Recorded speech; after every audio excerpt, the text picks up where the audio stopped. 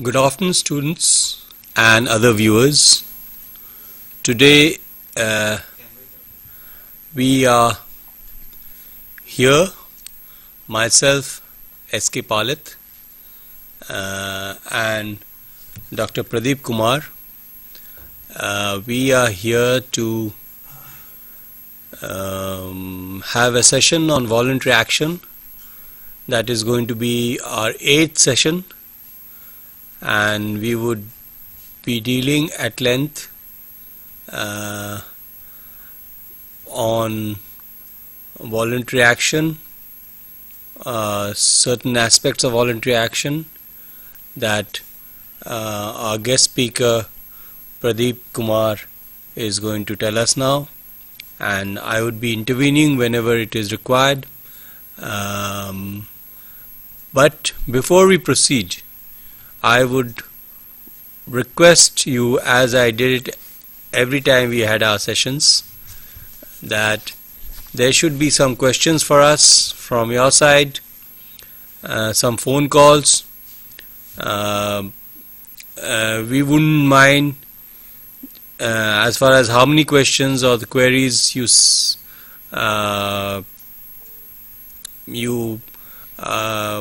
put forth for us, because it's going to be a challenge for us, and otherwise our spirits would be dampened. We would be we would presume that there is no one listening to us. If we do not get some kind of response from the other side, certainly it is not going to excite us in our sessions.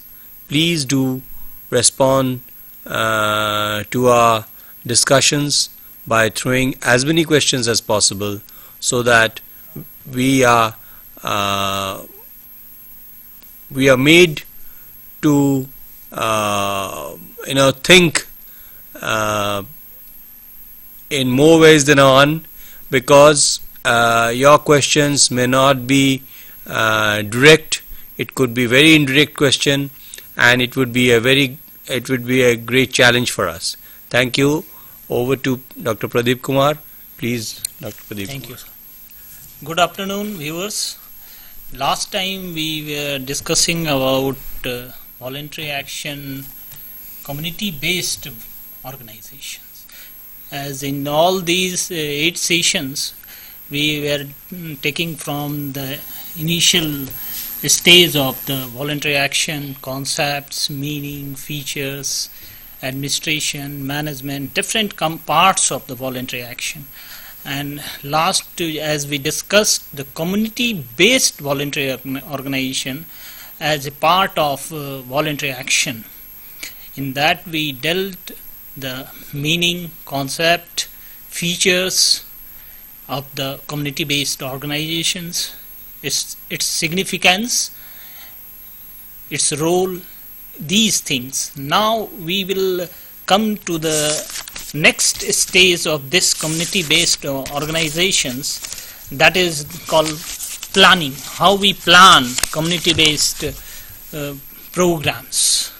Community-based programs programming is very important, and because community-based organization is not restricted in the sense of formal organization, rather it is both formal and informal structure and function. So program and its planning is very much based on these two organizational setup. And first important point in planning is approaching to the community. Before planning, or in the process of planning, we start first reach to the people or community or group where a program has to be launched. So approach to the people, what are their views, discuss with the people, get views from the people, and this is the first stage of planning for community-based programs. Second is the meeting. In the process of approaching community, we have communications, we interact with the people, because in the planning process, not all the time that local people plan. Many times experts from outside of the village, outside in the form of some organizational agency, NGO, acting, planning some programs. So they come to the people, community people, and discuss the things. They not only discuss with the people, but also discuss with local leaders. Local leaders, because they are aware of the local situations, local problems and conditions. So different sections of interactions, whether it's leader, people, and people are again diversified and classified in different sections, like higher class, landlords, general masses, working class, and different caste groups. So a wide opinion from different sections taken in the stage of planning, initial stage. Thereafter, the meeting with the people and leaders. Next stage is the community diagnosis. This is just first two is informal interactions and knowledge. Next stage is the community diagnosis. Community diagnosis is the third important. Just let me complete the 6th point of the planning, then we can discuss. The third point is the community diagnosis. This is basically focused on research and evaluation. First two is the informal settings, interactions, and third is the research. Through research we get the information from the village, and then we chalk out for the programs. Fourth is the issue is need identification. After having the direct interaction with the people, research based documentation, and then we identify what is the need of the community, village community, that particular village, and need is then identified after the research. Third is the remedial program formulation, because once the problem and need is identified, then we can chalk out the programs formulation. What kind of program is suitable in that particular context for development of that particular village. This is the fifth stage of remedial program formulation, and last is the method of execution. Not only we should have a better program according to the need, but also the method, how we implement that particular program to the village community is also very important. All the methods are not applicable in all circumstances, so method is also the most important. These are the 6 points I have highlighted in planning community-based programs. I reiterate it, the approaching the village community first, second meeting with the community leaders, third community diagnosis in the form of formal documentation, whether it is research, evaluation, and fourth is need identification. After the formal documentation, need is very much clearly identified, and fifth is remedial program formulation on the basis of need, and fifth is selection of method to execute these programs. These are the 6 points to planning community-based programs. Dr. Pradeep Kumar has just given us 6 points how to go about planning for a community-based voluntary organization. As he said, it is very essential that first we build the right kind of rapport with the people for whom we are interested to work. You see, when you intervene in a community, you would like to do some work for them. So before we start doing any kind of work, we have to make them feel that we care for them. They should not feel scared of us. They should not have any misunderstandings that we might meddle with their lives unnecessarily. So people have to be, they have to trust us. We have to bring about understanding between us that we are here for you people, for your benefit. So that element of trust is essential before we start any kind of work. Now this trust is possible by being empathetic towards them, being understanding towards them, listening to them, talking to them, getting their views, getting their knowing them, knowing what they want, why things are not happening, why have they landed in such situation. Listening to, spending more and more time with them is the first thing that any voluntary organization should do. You should not just go and start dictating terms to them that this has to be done, you have to do this way, that way. That is not the right approach. The right approach is to, if they're sitting on a cot, you go and sit beside them or sit closer to them and listen to them patiently as possible. So this is first approaching the people. The idea is to first build the right kind of rapport. Now, as you meet people, people start talking about certain people whom they respect, whom they regard, whom they value. Now, such are the people who are the local leaders.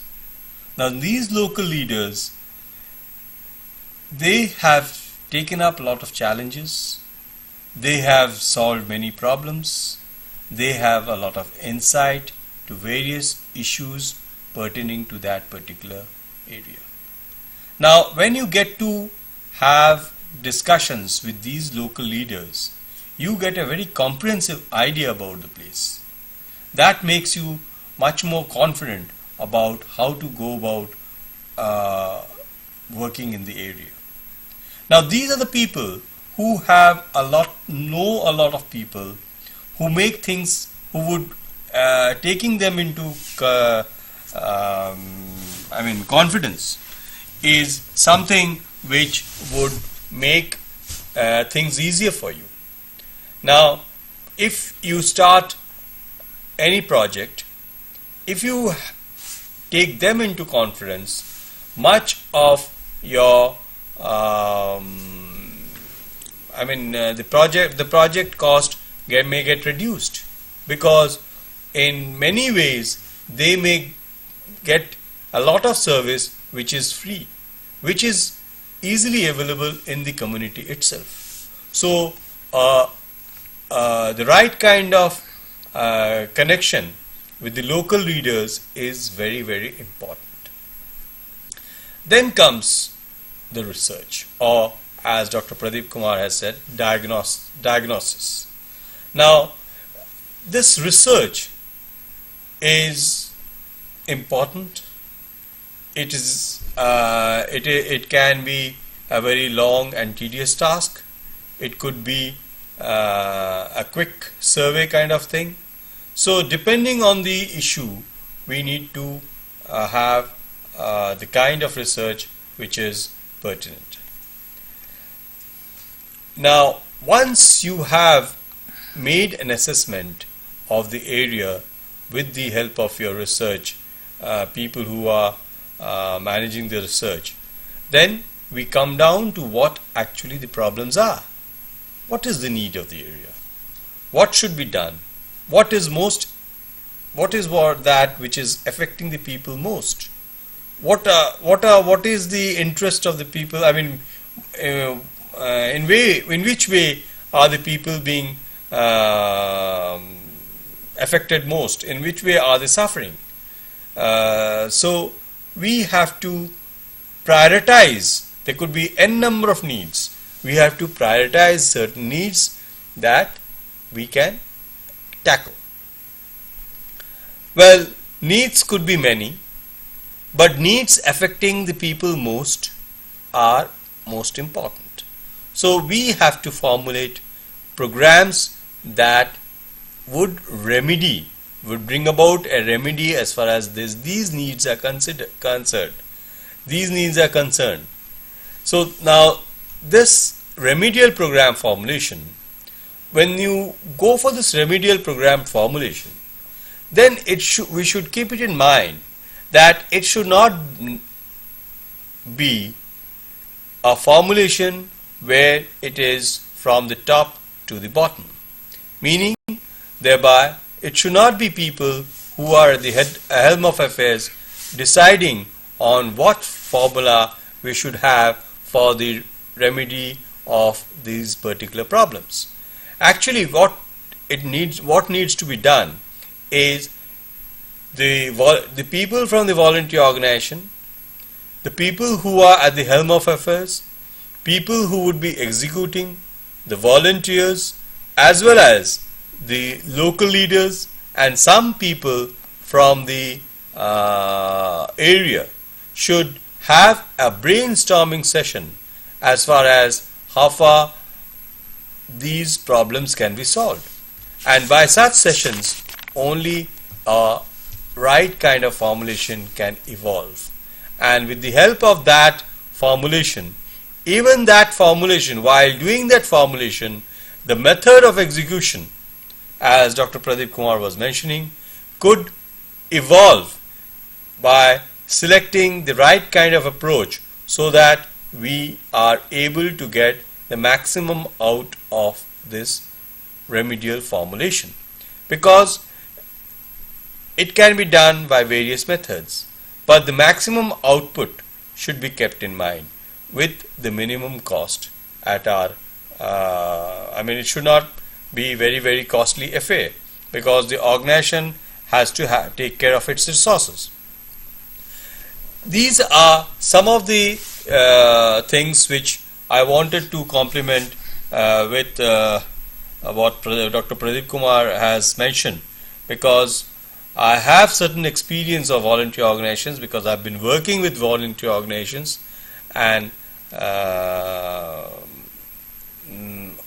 a certain amount of field experience is very useful when you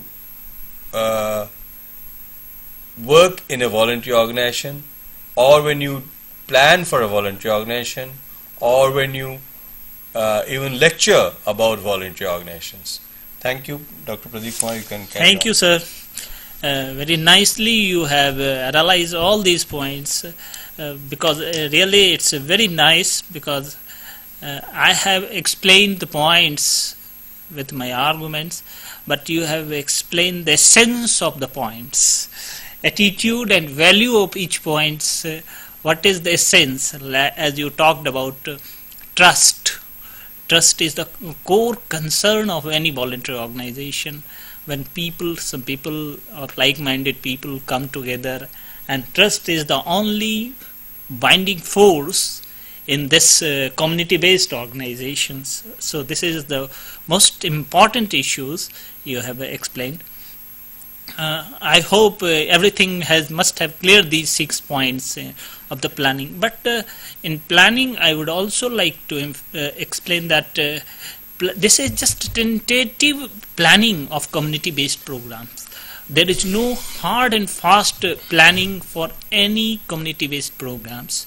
It depends upon situation to each situation. It varies a lot.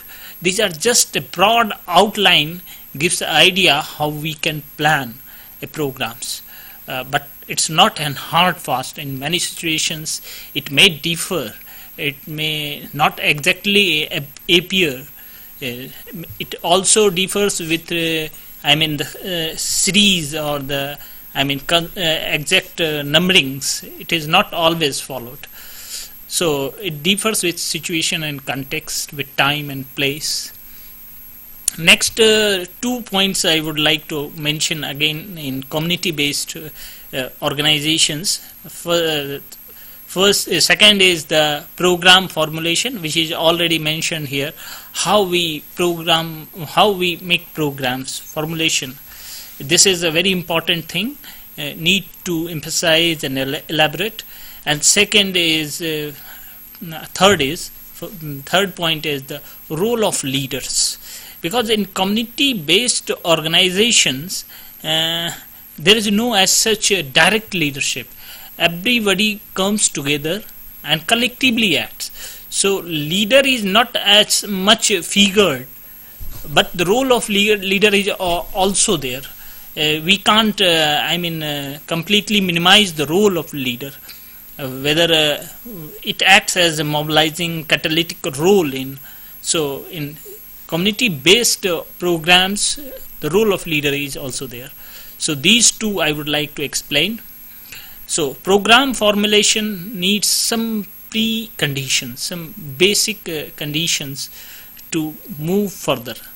First is it concerned with all major groups, organization, institutions with the problem.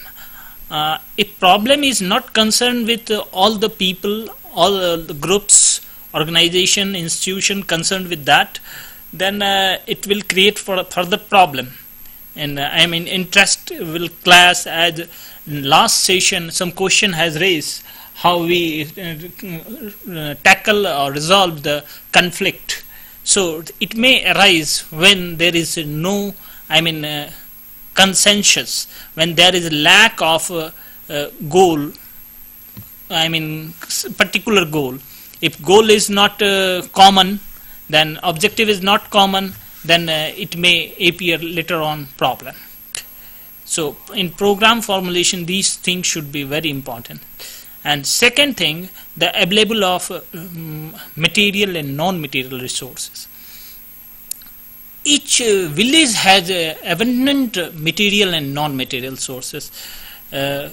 Maybe some resources may be lacking there, scarcity may be there, but particularly material resources is existing in all villages, all community. Only there is need to manage those things appropriate way with effective management.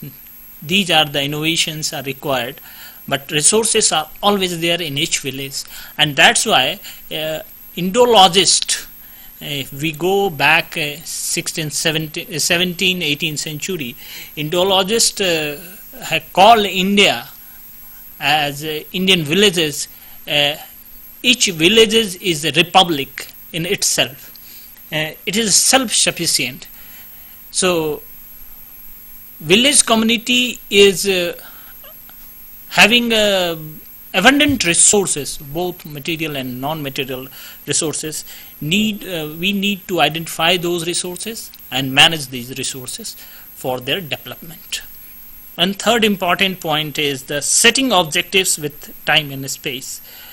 We have objectives, but we have to follow this objective with that particular context, with that particular village. It's not necessarily that one objective is always success in other places. So with time and place we should think the objective, and implementation should be also followed according to that.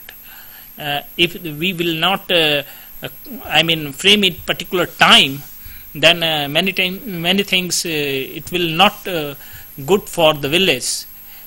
So the time frame should be also there with that particular context. So these 3 points are very important in program formulation. We can say these are the preconditions for a successful community-based program. So next is the role of community. Would you like to comment on the? So next, as far as time is concerned, we should stick to certain kind of target as far as time is concerned, because if we do not, say for instance, especially in case of epidemic affecting a village, or a flood situation, a relief camp. Okay. Now, if we do not follow the time, maintain the timings proper, then the whole purpose of may be defeated. So we have to be very cautious about the time factor.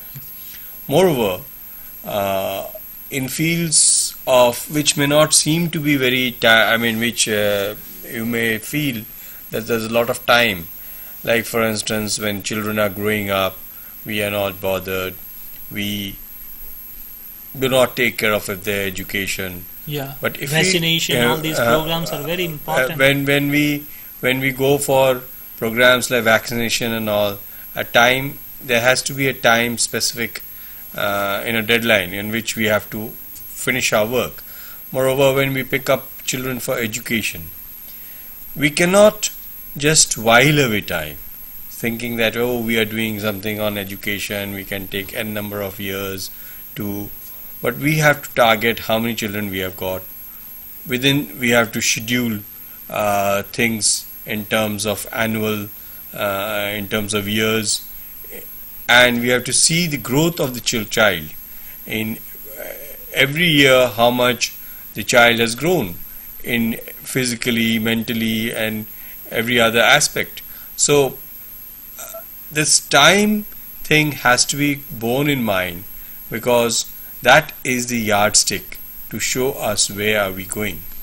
And if we lose track of that, then we will definitely be differ from the desired goal.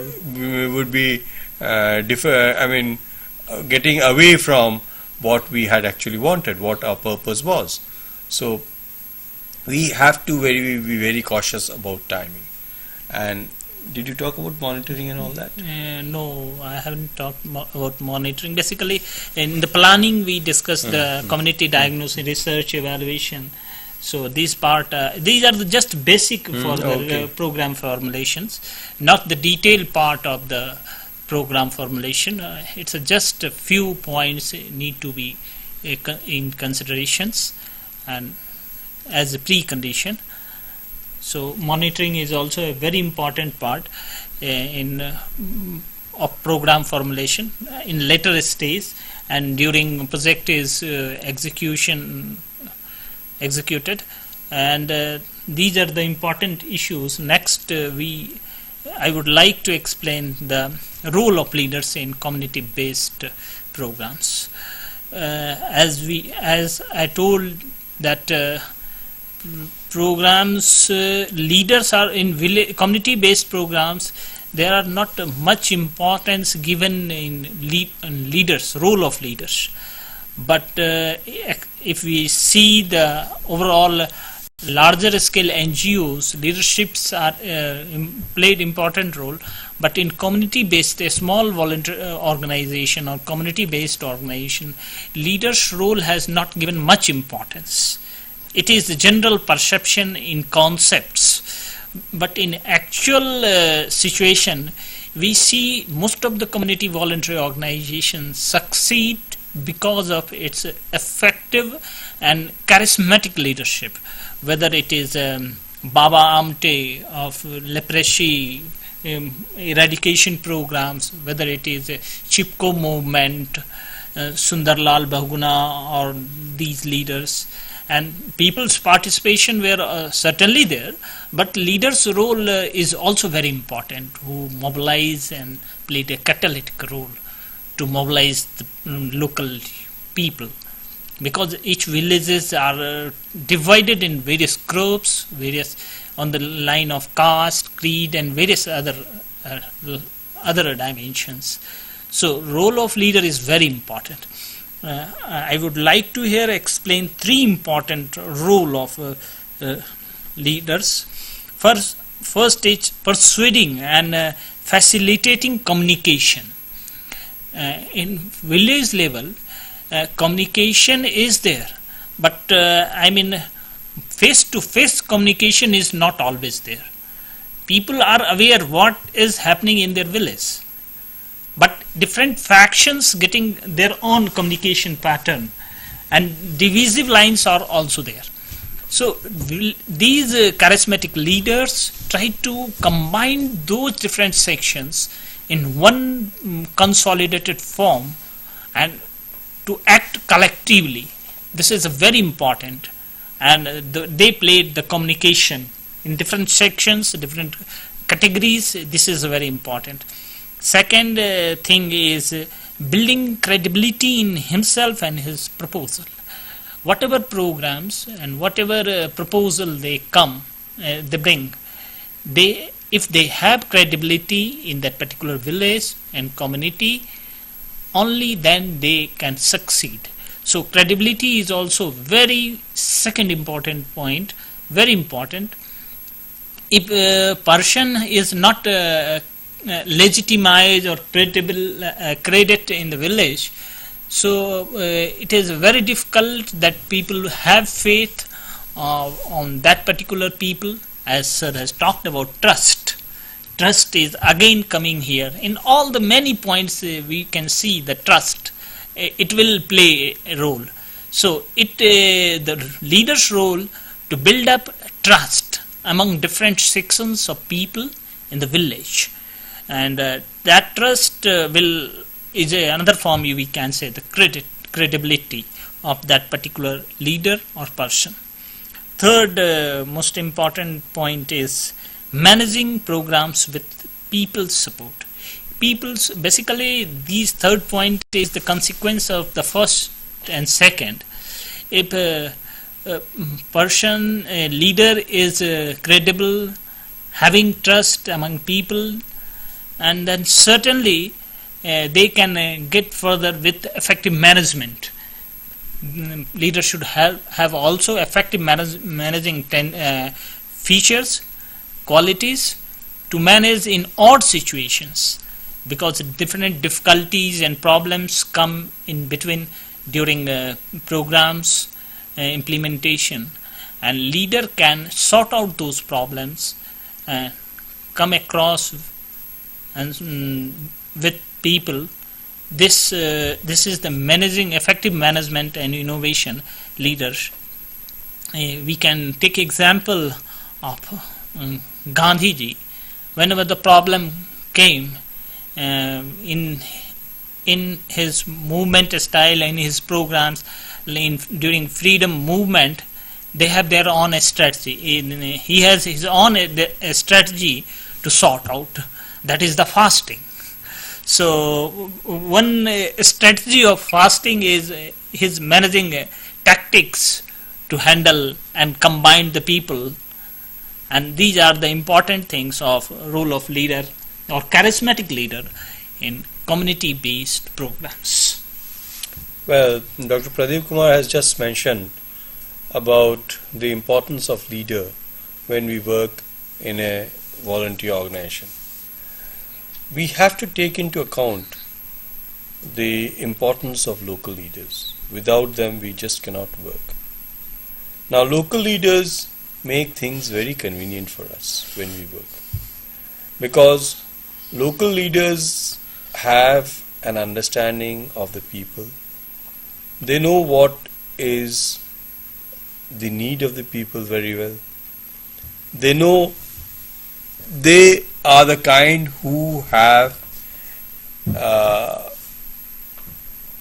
been through the thick and thin of situations with the people, and that is what has made them trustworthy or having some kind of creditworthiness in their society.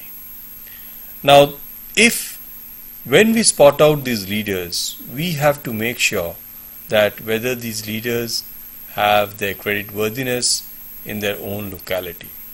What is the view about them in among the people of that place. Now, it's quite natural that certain sections of the people would consider some person as the leader and some other section would consider some other person as a leader. Now, this may put us in a situation where we have to perhaps take more than one or two leaders. Now, this situation should not make things, we should not get perturbed by this. Because the more the leaders, the better it is. Because the more the leaders, we have more views of the people of that place. So we get corrected when we get to know the different kinds of views of the people of a particular situation or an incident that affects them very badly. Now, when we gather these views, then we can collate and we have a broader understanding of what actually should be done about the place. Now, when we,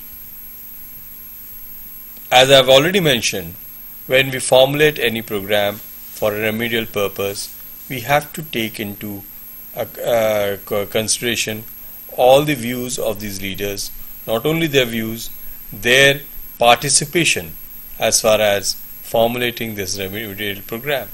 Now, this participation would make it very, very acceptable for people of that area, even though they belong to different sections.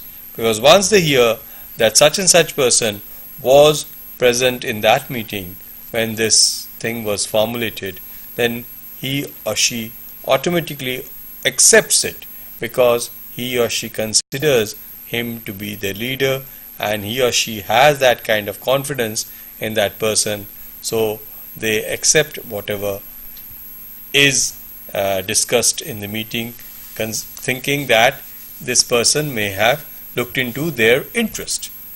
Now,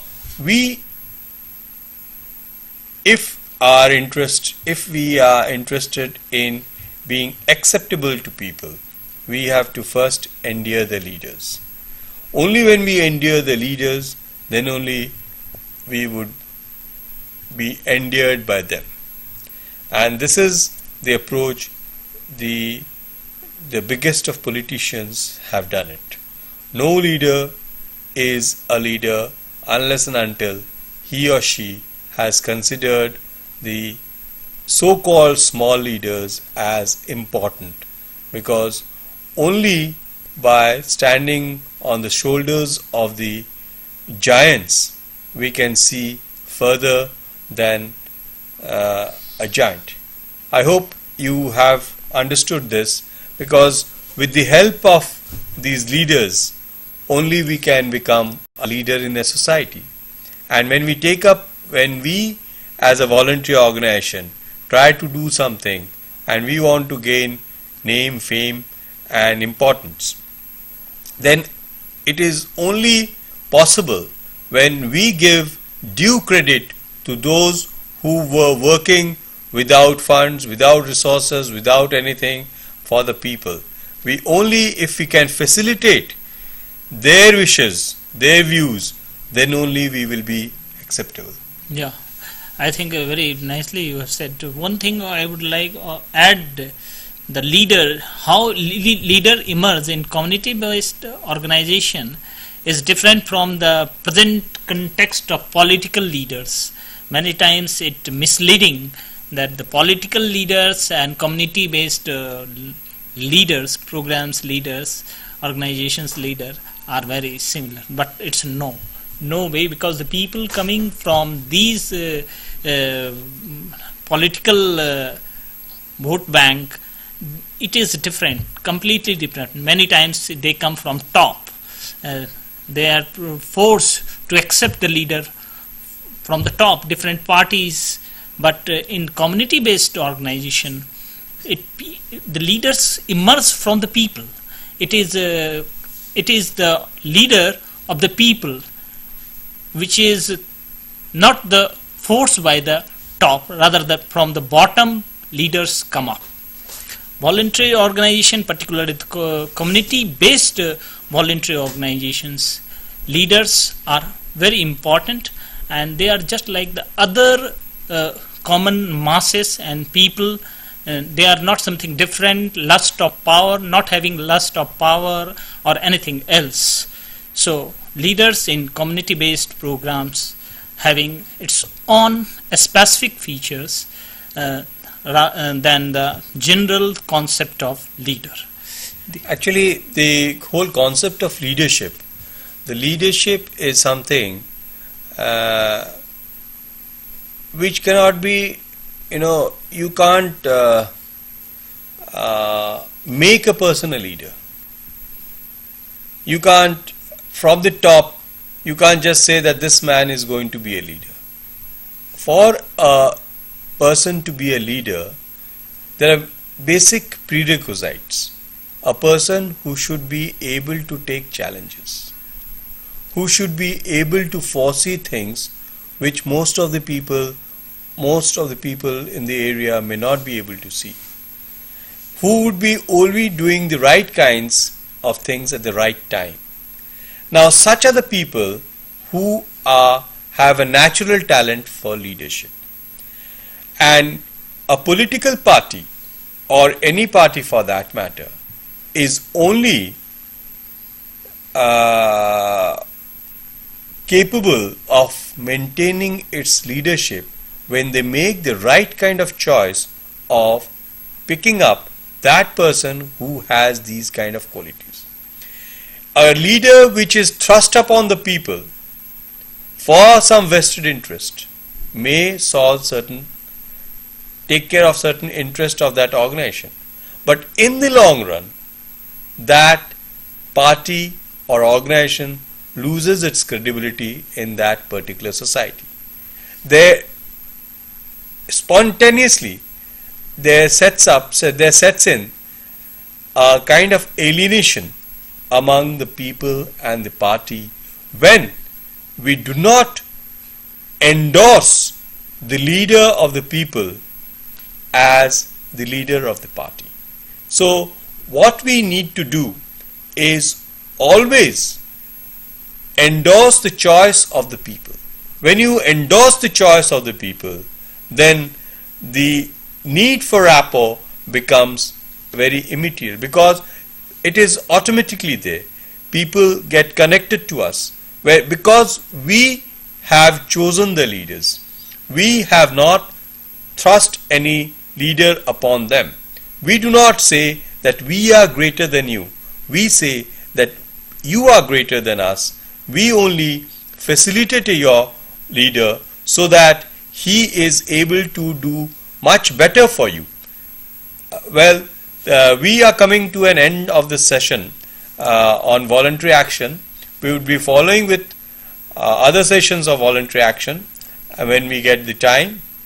But we are very disheartened, I must say, that we did not get any question from you people. Few sessions back we had a lot of questions, and it was very, very exciting for us. We need to be thrown a lot of questions if you really want us to be excited and deliver good sessions. Thanking you once again. We would request you please be just not listeners, but also respond in a very active manner.